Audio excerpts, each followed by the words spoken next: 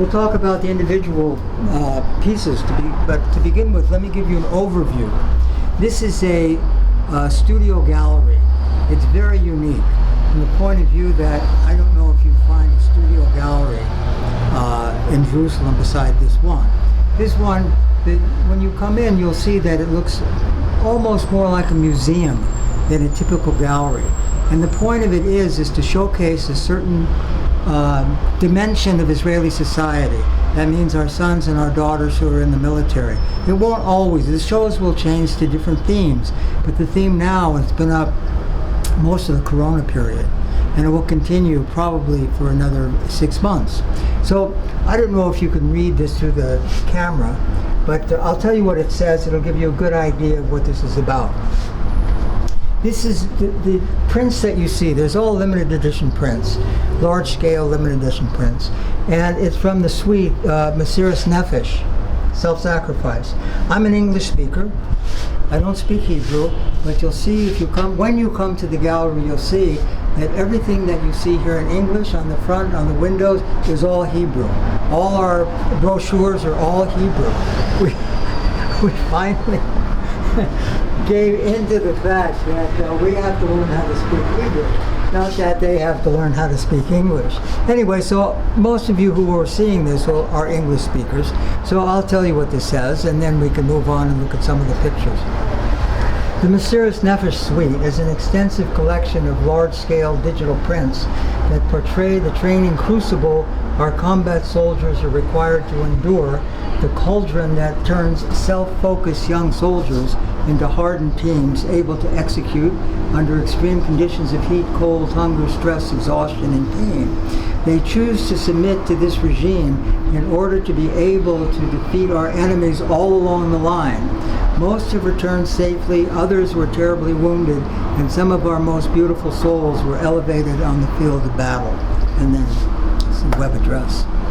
I should say that one of my sons was wounded in Ramallah when we first immigrated. Our youngest son finished Special Forces about a year ago. And we're very much connected with their experiences. We know, as you know, if you have sons or grandsons that are in the military and they're in training, when they come home on Friday after a week in the field, they just want to die. They're so exhausted, they're so hungry, and they sleep usually till Sunday morning, and then they go back. As tired as they are, as frustrated as they are, they go back. We have a grandson that's now in a very high-level Special Forces unit, and we'll have other granddaughters and grandsons who follow in their footsteps. The Army is extremely important to us, and I have to tell you that when people come down the street here, this is not like other art galleries. You can go around Jerusalem in front of other art galleries, and you'll see that almost no one ever stops. This gallery, people stop, they read the literature, they come in, they want to look around, they all have some connection with the Army. These are not campaign posters. These are not like the posters you see where all the boys have perfect teeth and beautiful complexions and have a beautiful girl on their arm. This is not about that. This is about the real experience and what happens to them in training and when they come out of training. So David, how long have you had the gallery? Oh, this gallery has been in process for about 6 months. It has been processed during the whole Corona period. A lot of people, I'll tell you one thing about the layout of the gallery that makes it very, apropos for the Corona experience, is that the windows here are such that people can walk along the sidewalk and they can see a half a dozen pictures. This is usually on, it's not on right now, but it's a scroll of about 40 images from the series, Mesiras Nefesh series. People come and they look in the window and they can see a multiplicity of images of their sons, their daughters, whatever. I had a guy who came in here this morning. I asked him, I'll show you the picture about this in a minute, and we'll come back. This is... So, David, in a way, this is a living gallery. Yes, everyone who comes by has had a connection with the Army. This very exhausted looking young man At the end of all the training periods, they have a hell week. They navigate at night for maybe a week, and they get very little to eat or to drink, and almost no sleep. And at the end of it, they're exhausted, of course, but exhilarated. The man came in, he's about 60 years old. He came in, he's looking at this. And he says like this, he says, "This is me." People And can identify. They identify with. They identify. He says, you know, I did this 40 years ago. He says, even now, I get called. He said he was a commander in Golani, not a commander, an officer in Golani. And he says he still gets calls in the middle of the night from guys on his team that need some sort of help 40 years later. So the connection with the army is integral to Israel. And people come by and they're very moved by this, because this is the kind of this doesn't make things look pretty. This is what It's real. It's is. real. This is real. So if you put your camera over here, this is called night. I have to tell you, when our boys go on raids sometimes at night, they go through a multiplicity of doorways. There's tripwires. It's dark. They don't know what's going to be there on the other side. This guy, you could say, why would I have a picture of a soldier that looks like he's afraid? Because they are afraid. Okay, this over here is these are all large-scale digital prints. I don't know if there's any digital prints around that are as big as these. But all the collage papers that make up the print. First, it's a collage is made, then it's uploaded, and photographed, uploaded, and then we work with the printer to get the print to look as close as possible to the original collage. This is a soldier davening nates. Nates, for those, it's early prayers, early morning prayers. Morning davening in the hills of Judea, and you can see he's davening from a cell phone. So this is what happens. You know, we don't have a set of, books out there in the wilderness, but they do have cell phones, and there you can see here to fill in. To fill in, and the tallis, and the cell phone, and of course the weapon. And there you have a police van. Yeah, well, it's the real life. Wow. Okay, so if you turn around back the other way, walk down this way, this here is one of a series of, it's called Upon the Death of a Jewish Soldier. This again, it's a digital print, shaped unlike most of the digital prints, but it's an image of Upon the Death of a Jewish Soldier. Here, if you can come behind me, you'll see one of the great supporters of our soldiers, the Lubavitcher Rebbe, and it's called Behind Every Jewish Soldier. When Israeli soldiers would go to Crown Heights, the Rebbe would always make room for them. He'd have special meetings, he'd talk to them, listen to their troubles or problems and whatever. This here is called... And I think, David, I just must mention, it's the Yortzeit of the Rebbe. Yes. It's 26 years. Yeah. The Yortzeit of the Rebbe, which we've just commemorated now. Yeah, it's interesting. Whatever people think they believe or want to have others think they believe, everyone is positive about the army that comes in, and everybody is positive about the Rebbe. And these are flyers that you have that people can take? Yeah, actually, if the people who see this come by, these are, as they say, hot off the press. I'll show you some of the actual pictures. Here, this will give you what I read to you. This is in Hebrew. And here is, we'll see the original of this. Here, come on. Okay. We'll look at the original. And this is all your work? This is all... Yeah. So, this here is again, this is a large-scale digital print. It's a meter square, and it's called Bereavement. When my oldest son, who I mentioned, who was wounded,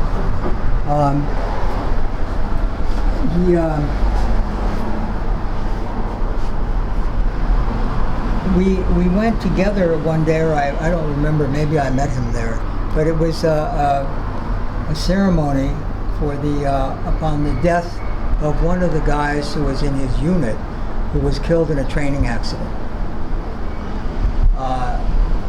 So the piece was called Bereavement.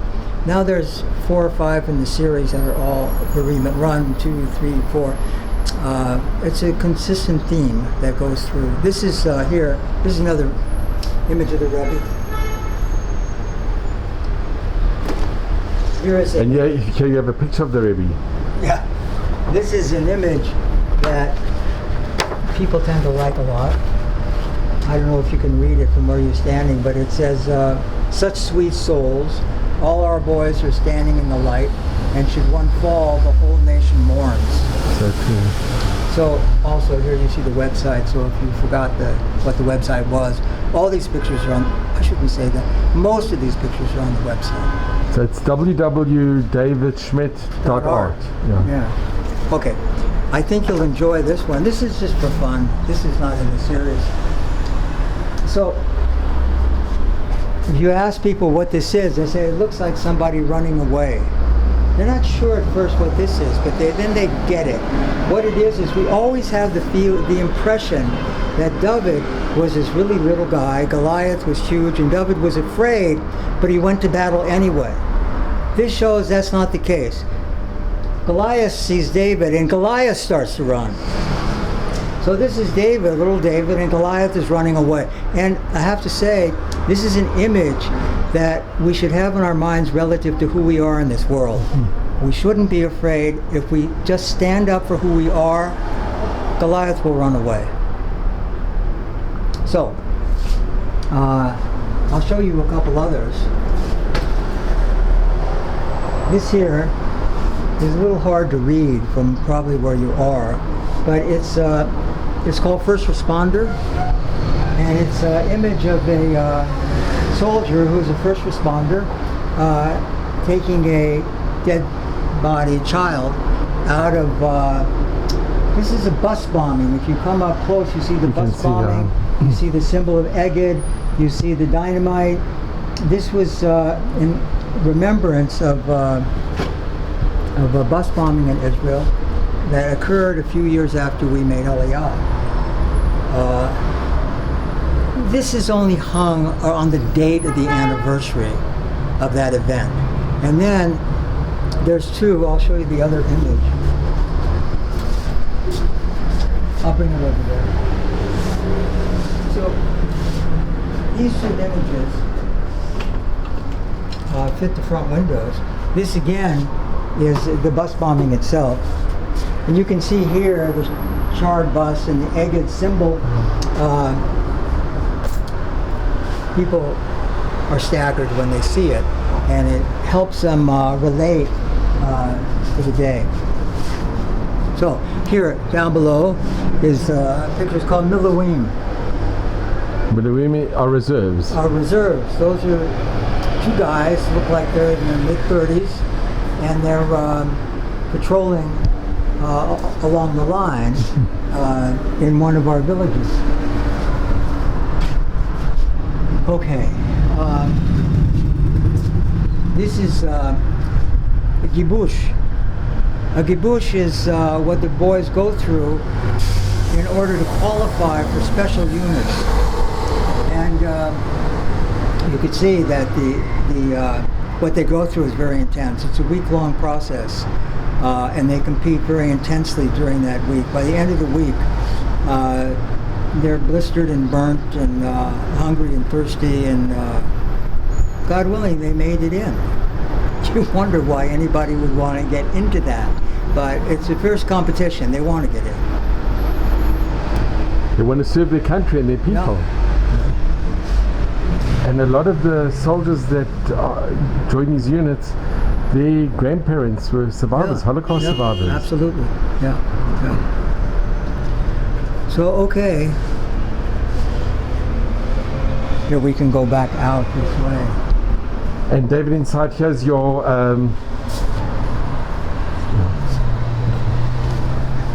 this is a office space back here. My sons, who have a business, use this space, except during Corona. David, can I ask you, what inspired you to go into art? Oh, that's a very good question. I went into art a very long time ago, so if you asked me for something that I would stand behind on the witness stand, I really couldn't tell you. I was in School of Architecture at Berkeley, and I came back down to Los Angeles where I grew up. And I wasn't, you know when they advance kids in school, they put them higher grades because they think they're smart? I went to Berkeley in School of Architecture when I was 17. Wow. The next person to me in the class in terms of age was 23. I had no idea why I was there, what I was doing. I had no idea. So I went back to LA and I took some night classes in drawing, and I liked it very much, and I qualified to go into UCLA School of Fine Arts. And I matriculated from UCLA in painting a long time ago. And I had a studio in Venice on the beach, if you know Los Angeles at all. It's where a lot of painters and poets and sculptors and bikers and bums and runaways, and property was very cheap there at the time, really cheap. This is Venice Beach. Venice Beach. You could buy a large lot half a block from the beach for $5,000. Wow. We bought a house with friends, a big duplex. They had one floor, we had the other, and it was $16,000 for the whole thing. Our end cost $8,000. We had to come up with $800 down, this is dollars, and we had a hard time getting it. At any rate, after several years, I left that. I went into business. I was in business for 35 years, and about maybe the year 2000, something like that, I began to turn the business over to my sons and train them in the business. And when they were able to take it over, then I dropped out of that and went back to painting. So I've been working actually on the soldier theme since 2010, about 10, 11 years. It's not so easy. I mean, you just don't walk up one day and start doing this. You have to first develop a language that expresses what you want to express. And then you have to find out what you want to express. And it keeps, the language inspires you to maybe express something a little different, back and forth till you get something that says what you want it to say, and you have a language that you're able to say it with. A woman was in here today, and she's an artist, a collagist actually. She's looking and looking and looking at the pieces, and she says, I have no idea how you did this. She wasn't talking about the emotional content, but the pictorial graphic imagery. She said, how did you do this? I said, I didn't do this because I woke up one morning and wanted to do something different. I did it because I woke up one morning and wanted to know how I could express this theme of our boys in the Army. And little by little, you modify what you think is art till you come up with a language. I'll give you the best example I can come up with. Bob Dylan, with his screechy voice and his harmonica and his guitar, created a sound that no one ever heard before. A lot of people hated it, but a lot of people loved it. So why did he come up with this sound? Not because he wanted to have a sound that was different from other people's sounds, but it was a sound that expressed who he is and who he was and what he wanted to say. God willing, this is what's happening here. But what you've done is quite unique, it really is, and it's very profound. I hope so. And you can feel your passion in it, and having your own family, and I'm sure you have a lot of friends and relatives that have served in the IDF, in the Defense Forces, so it becomes very personal. I'll tell you one story, and maybe we should end it with that. I don't want to keep you too long. There was a guy walking along the sidewalk in front of the windows. Looked very bedraggled. He looked like he was about 45, something like that. He was pushing the shopping cart. He had kind of dreads, and so he stops and he's looking in the window. And he looks at a picture of a guy, one of the soldiers. He says, "That's me." And I was standing by the window. I said, "What do you mean that's you?" He said, he said in a very loud voice. It turned out he was speaking very loud because he had a very bad hearing problem. And a lot of people who have hearing problems talk loud because this, how it goes. Anyway, he says, "That's me." And he said, I lost 90% of my hearing in Gaza. So you see, the guy pushing a shopping cart, he was on the line, and he knows what these pictures are. We have a lot of people who stop by who's probably not the guys that you would want to invite to your next pool party or something. I mean, we probably should. Actually, we should. But they were there, and they relate to these pictures. Yeah. David, it's been such an honor and a privilege to be in your gallery and to hear your explanations of your incredible works of art, because it really is, but it's from the heart. And if you could just tell for the listeners watching this, where are you situated in Jerusalem? What street is your gallery on? Oh, this is on, if you were to go up Ben Yehuda, past King George. This is the last address, 31 Ben Yehuda. Right next to it, it begins Batzalel. And there's a well-known shop right above the next building. It's called Graphos. They do a lot of reproductions. And it's very significant. Batzalel was the very first art school here in Israel. I have to tell you, there's a art dealer on the corner over here, art supply dealer. Been here for a long time. He has a very nice shop, and I buy through time a lot of stuff from him, and I was surprised that weeks would pass when this was up, and he never said anything. So I don't know. So I thought, even as a customer, he should probably say something. So one day he says, I want to tell you. He says, that studio that you have there, that gallery, has uplifted the whole neighborhood. Wow. He says, this brings new air and light into the neighborhood. Nothing like this exists. And it's true. If you come in from the street, the thing is set up more like a museum. I have to tell you jokingly, a museum held together with safety pins. I have a lot of respect for the craftsmen who actually work in museums and put things together, and the hundreds of thousands of dollars they spend to make one pedestal. We're not in that position. So this gives you the flavor of a museum, and the content of the work carries it. No one cares if the edge is sharp or not sharp or whatever on the pedestal. They like the piece. They like the art that's above it. That's what matters. Well, I would encourage everybody to come and visit, and people are welcome to walk in. Your door's open. They can walk in and they can get inspired by your art and your tremendous work and your passion that you put into each piece. And for our listeners that aren't yet in Israel and aren't here and they'd like to see it virtually, what is your website, if you can tell it for our listeners? It's very simple to remember. It's www, like everyone else's, .david.schmidt, SCHMIDT, .art. Not .com, just .art. And you are a wonderful artist. And David, thank you very much. Here, if you come this way just for a second before we leave them, this is the studio side. We showed you the gallery side for the most part, but this is the cutting table. This is where everything is made. And what's nice is it's open for everybody to see. They can come in here. Usually I'm here. Usually I'm working, but it doesn't bother me if someone wants to talk. It's wonderful. So you should just have a lot of muzzle. And please God, like they say from Yeshayahu, one day,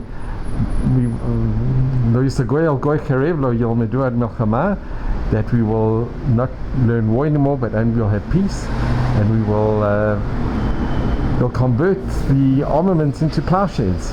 Amen. And then you'll be doing a new form of art. Amen. But this is a wonderful memory. Not only a memory, but it's a tremendous honor what you've done to people that protect us, that we can stay and live in this country. This is a country of ours. Thank you very much, David.